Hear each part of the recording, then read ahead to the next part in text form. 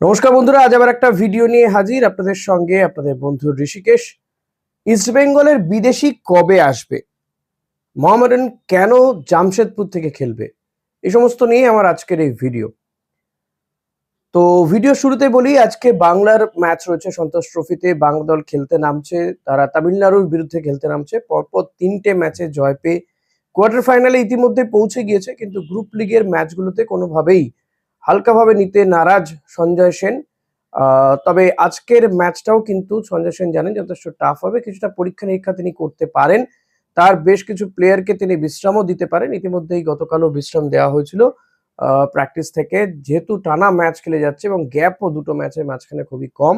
সে কারণেই কিন্তু সন্তোষ ট্রফির এই ম্যাচে, আজকের ম্যাচটাকে সেভাবে বলা যেতে পারে কোয়ার্টার ফাইনালের প্রস্তুতি হিসেবেই দেখছে সঞ্জয় সেন, এবং তিনি বেশ কিছু প্লেয়ারকে হয়তো পরীক্ষা নিরীক্ষা করতে পারেন বা মানে তাদেরকে বিশ্রামও দিতে পারেন। তো পরপর দুটো ম্যাচে ইস্টবেঙ্গল জিতেছে বটে, তবে যেভাবে ডমিনেট করে প্রথম ম্যাচটা ইস্টবেঙ্গল জিতেছিল তেমন ডমিনেশন দেখা যায়নি। নরহরি শ্রেষ্ঠা এবং আগের ম্যাচে শাইন ব্যানার্জির গোলে, একমাত্র করা গোলে জয় পেয়েছে। ফলত গোলের সংখ্যা যাতে বাড়ানো যায়, কেন বেশি গোল দিতে পারছে না সেটাও কিন্তু চিন্তার বিষয়। অর্থাৎ ডমিনেটিং ফুটবলটা খুব একটা দেখা যাচ্ছে না, যেটা ফার্স্ট ম্যাচে দেখা গিয়েছিল।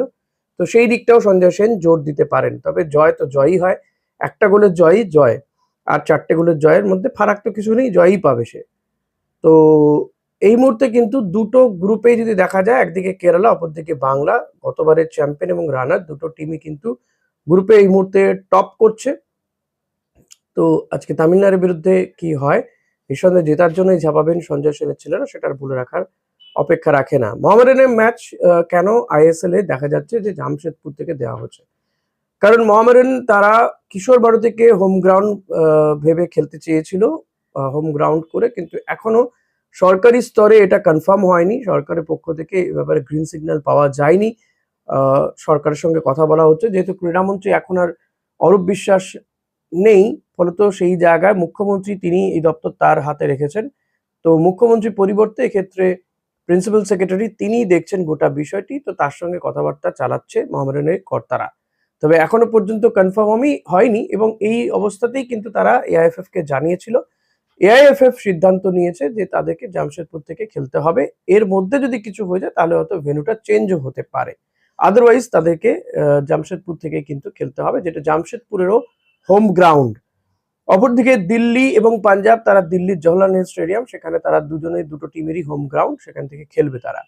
এদিকে কেরালা ব্লাস্টার্স, তারা প্রাথমিকভাবে একের পর এক বিদেশি ছেড়ে দিলেও মনে করা হচ্ছিল যখন যে তারা হয়তো অল ইন্ডিয়ান স্কোয়াড নিয়ে খেলবে, তখনই কিন্তু এই আইএসএল এর সূচি ঘোষণা বা আইএসএল এর দিন ঘোষণা হয়ে যাওয়ার পরে পরে দেখা যাচ্ছে যে একের পর এক বিদেশিকে তারা সাইন করাচ্ছে। ইতিমধ্যে মার্টিয়াস হার্নান্ডেজকে তারা জয়েন করিয়েছে, যিনি গোকুলাম কেরালার হয়ে খেলতে এসেছিলেন। 28 বছর বয়সী এই সেন্ট্রাল মিডফিল্ডার, তবে তাকে বিভিন্ন পজিশনে খেলানো যায়, কিন্তু কেরালার হয়ে, কেরালা গোকুলামের হয়ে একটিও ম্যাচ না খেলা এই প্লেয়ারকে কেরালা ব্লাস্টার্সই জয়েন করিয়েছে। এখন দেখা যাক সে কেরালা ব্লাস্টার্সের হয়ে কতটা গুরুত্বপূর্ণ ভূমিকা গ্রহণ করতে পারে। ইতিমধ্যে লুনা নোয়াদেরকে লোনে ছেড়ে দেওয়া হয়েছে, তো এর পরিবর্তে প্লেয়ারদেরকে সাইন করাচ্ছে কেরালা ব্লাস্টার্স। মোহামেডান কিন্তু অল ইন্ডিয়ান স্কোয়াড নিয়ে খেলবে, কারণ তাদের বিদেশি সাইন করানোর মতন পজিশন তারা নেই, তাদের বিদেশির উপর সাইনের উপর ব্যান রয়েছে এখনো পর্যন্ত। এরপর যদি আসা যায় যে ইস্ট বেঙ্গলের বিদেশি ইউসুফ ইজাজারি, তিনি কবে আসবেন? তিনি তো এখনো সিঙ্গাপুরে খেলে চলেছেন, তাহলে কি তিনি আসবেন না, এই একটা প্রশ্ন উঠতে শুরু করেছে। তো আপনাদেরকে জানিয়ে রাখি যে স্পেনের যেহেতু নাগরিক তিনি, তো স্পেনের ভিসা পেতে কিছুটা সময় হয়। ভারতীয় ভিসা পেতে গেলে তাকে কিছুটা সময় অতিবাহিত করতে হচ্ছে। তো ইন বিটুইন তিনি ওখানে খেলে চলেছেন এখনো পর্যন্ত, রিজার্ভ বেঞ্চে রয়েছে, গত ম্যাচেও তিনি ছিলেন রিজার্ভ বেঞ্চে। তো যেই মুহূর্তে তিনি ভিসা পেয়ে যাবেন তখনই কিন্তু অফিসিয়াল অ্যানাউন্সমেন্টটাও হয়ে যাবে, এবং তিনি ইস্ট বেঙ্গলে বা কলকাতার উদ্দেশ্যে রওনাও দিয়ে দেবেন। এবং আশা করা যায় যে তিনি এলেই হয়তো অফিসিয়ালি অ্যানাউন্সমেন্টটাও করে ফেলবে ইস্ট বেঙ্গল। অনেকেই বলছেন অফিসিয়াল অ্যানাউন্সমেন্ট কেন আসছে না, তাহলে কি ইস্ট বেঙ্গল নতুন কোনো স্ট্রাইকার, বিদেশি স্ট্রাইকারকে নিচ্ছে না? এমনিতেই দুজন স্ট্রাইকারকে ছেড়ে দেওয়া হয়েছে, তার পরিবর্তে দুজন নেওয়া হবে কি একজন, সেটা নিয়ে জলঘোলা চলছিল। শোনা গেছে যে একজনকেই নেওয়া হবে, আর কোনো বিদেশি নেওয়া হচ্ছে না। যদি দেখা যায় যে সেই বিদেশিও আসছে না, তাহলে তো ডেভিড জেসিনদের উপরেই ভরসা রাখতে হবে। তবে এই প্লেয়ারটির সঙ্গে সাইন হয়ে গেছে, তিনি হয়তো আসবেন, হয়তো কিছুটা সময় লাগছে। এমনিতেই 31শে জানুয়ারি পর্যন্ত ইস্ট বেঙ্গলের প্র্যাকটিস ছুটি দেওয়া হয়েছে, অস্কার ছুটি দিয়েছেন। তো কেউ কেউ বিদেশে ঘুরতেও চলে গেছেন, যেমন কেভিন এবং জয় গুপ্তা, তারা মালয়েশিয়া ঘুরছেন, সেই ছবি তারা সোশ্যাল মিডিয়াতে পোস্ট করেছেন। তো ইউসুফকে নিয়ে জলঘোলা করার অহেতুক কোনো প্রয়োজন নেই। ইউসুফ ইজহারি তিনি আসবেন, ইস্ট বেঙ্গলের জার্সিতে তাকে খেলতে দেখা যাবে। হয়তো কিছুটা সময় লাগছে ভিসা হেনা তেনা এই সমস্ত বিষয়ের জন্য। তো সেইগুলো মিটে গেলেই তাকে কলকাতায় তার চলে আসতে খুব একটা সমস্যা হবে না, তিনি চলে আসবেন বলেই জানা যাচ্ছে। এর মধ্যে যেটা বড় বিষয় যে মোহামেডান বা আইএসএল এর এই যে সূচিটা অফিসিয়ালি কিন্তু কোথাও এআইএফএফ দেয়নি। এআইএফএফ এখনো পর্যন্ত তাদের সাইটে বা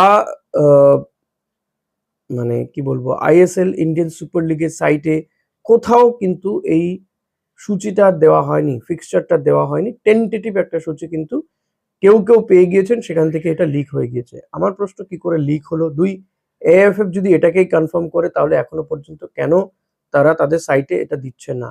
হয়তো যেটা সমস্যা হতে পারে যে কিছু ক্ষেত্রে, যেমন মোহামেডানের জন্য ভেন্যু চেঞ্জ হতে পারে, কয়েকটা ভেন্যু হয়তো বাদ রেখে ফেলা হয়েছে, সেগুলোর জন্য হয়তো কিছুটা ডিলে হচ্ছে। তবে সেটাও, এই যে সূচিটা বেরিয়েছে, সেটা হওয়াটা উচিত ছিল না। অফিসিয়াল টেন্টেটিভ সূচিটাও বেরোনো উচিত ছিল না।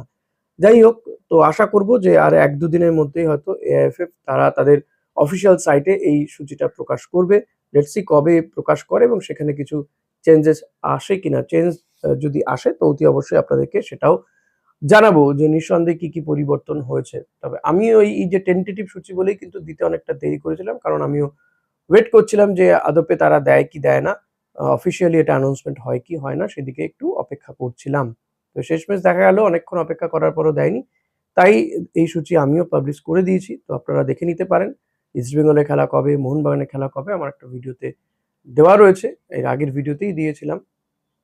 ইস্ট বেঙ্গল ৯টা হোম ম্যাচ খেলবে, তো পরপর ৪-৫টা হোম ম্যাচ ইস্ট বেঙ্গলের রয়েছে। তো নিঃসন্দেহে সেটা কোথাও গিয়ে অ্যাডভান্টেজ তো বটেই, আবার কোথাও ডিসঅ্যাডভান্টেজও হবে যে পরের ম্যাচগুলো ইস্ট বেঙ্গলকে বাইরে গিয়ে খেলতে হবে, অ্যাওয়ে ম্যাচ খেলতে হবে, যখন হয়তো ক্রুশিয়াল টাইম হবে। তো দুটো দিকই রয়েছে। এর মধ্যে এআইএফএফ ইস্ট বেঙ্গলকে বেশি সুবিধে পাইয়ে দিচ্ছে এমন বিষয়টা নয়। ইস্ট বেঙ্গলের যখন খেলা থাকে তখন দর্শক মাঠে বেশি করে যায়। তো সেই বিষয়গুলো, অর্থাৎ এক্ষেত্রেও কিন্তু বাণিজ্যিক বিষয়টা গুরুত্ব পেয়েছে ইস্টবেঙ্গল মোহনবাগানের ম্যাচ দেওয়ার ক্ষেত্রে।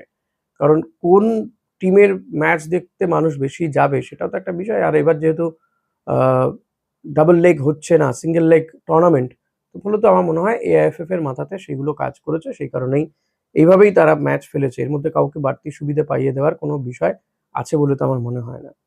দেখা যাক কবে অফিসিয়ালি অ্যানাউন্সমেন্ট হয় এবং তাতে কিছু পরিবর্তন হয় কিনা, সেটার দিকে নজর রাখতে হবে। আজ ভিডিও এখানেই শেষ করছি। ভালো লাগলে লাইক, কমেন্ট, শেয়ার করবেন। চ্যানেলে নতুন হলে সাবস্ক্রাইব করে নেবেন। অনেকে দেখছেন, সাবস্ক্রাইব করছেন না। Please do subscribe. Thank you.